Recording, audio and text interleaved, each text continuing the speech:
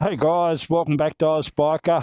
I'm on the beautiful BMW M1000rr 1000 comp, and this is going to be a good video, guys. Things that BMW definitely don't tell you about this bike. I still love the bike, but there's a few things that you probably should know prior to buying this bike, because it is their elite bike. I'll fill you in, so I'll give you a listen to it as a cold start. The neighbours are going to hate it because I love it. It sounds unreal. I've got a full titanium arrow system with the standard exhaust. I also got rid of the mirrors, and I'll show you, LED lights put in there. Plug and play LED lights. There's a video on that as well on my channel, guys. So if you haven't subscribed, consider doing that. Stay tuned, and as I say, let's go riding and I'll fill you in. Hey guys, I'm riding with Tom in the clan, his lovely wife on the back. Getting into the nitty-gritties of the bike, like I was saying. Things that BMW don't tell you about this bike, right? They say it's ready to race and all this sort of stuff. The bike itself actually burns oil, believe it or not, and BMW has never even stated that, because it's a 2-ring piston, but they don't tell you that it burns oil and to check your oil and la la la if you're riding, especially if you ride it a little bit hard. Reason how I found out, Tom and all that was following me a few times, and they said that I was blowing tufts of smoke out the exhaust when I was getting up it. Also, they could smell oil. I was blown away by it. I was, wow, man, I paid that much money for this bike and it's fucking burning oil. So I took it to BMW, and they run some tests. Cutting a long story short, they were going, nah, bullshit. And I was saying, well, I'm telling you it is. And it smells of oil. So they contacted BMW, and BMW said to them that the bike's designed to burn oil up to 1.5 litres, believe it or not, per 1,000 kilometres, which is a hell of a lot of oil under race conditions. So they've checked the oil, the compression, did tests. I'll put all the tests and everything on the bottom, what they did. And then I rode it for 1,000 kilometres. I didn't really get up it for that whole 1,000 at all. Only this sort of stuff and a little bit quicker, and you know what I mean? And I never took it to the track. That's the easiest way of saying it. And took it back after 1,000 kilometres. They run some more tests, and lo and behold, I'd burnt 600 mil of oil in that 1,000 kilometres. And BMW said that's in the parameters, so nothing wrong with the bike. Check the compression, leak down tests again, which I'll put in the bottom. But it's a little bit sad, really, in a sense. Not sad, disappointing is the right word, where they don't tell you that sort of stuff.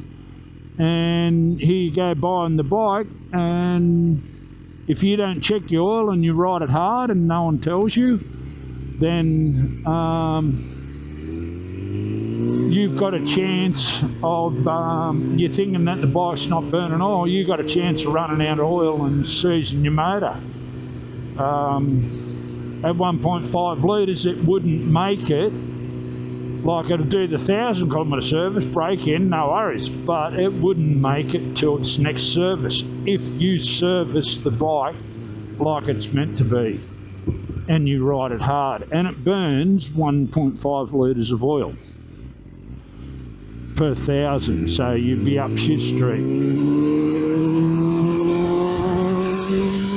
So, and also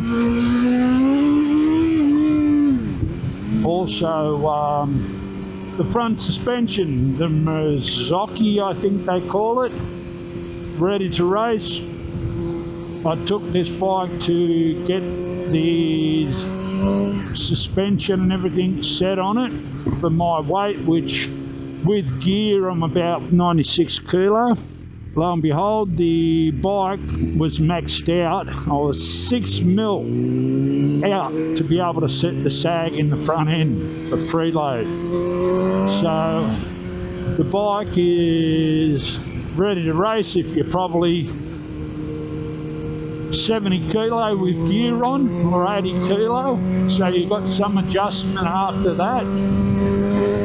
And you definitely haven't got adjustment if you're my weight or just under my weight.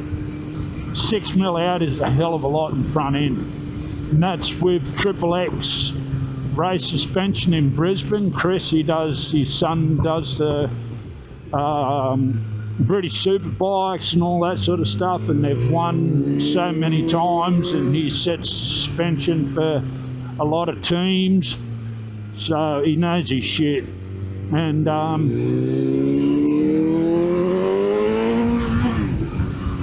he ended up, we pulled the forks out, front springs out, and they're 10.5, the springs in this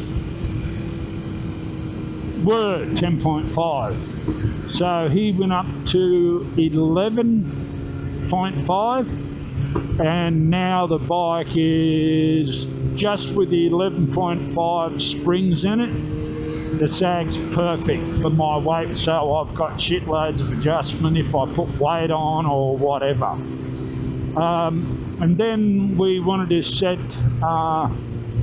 the rebound and compression in clickers. He said that he's never seen a shock like this.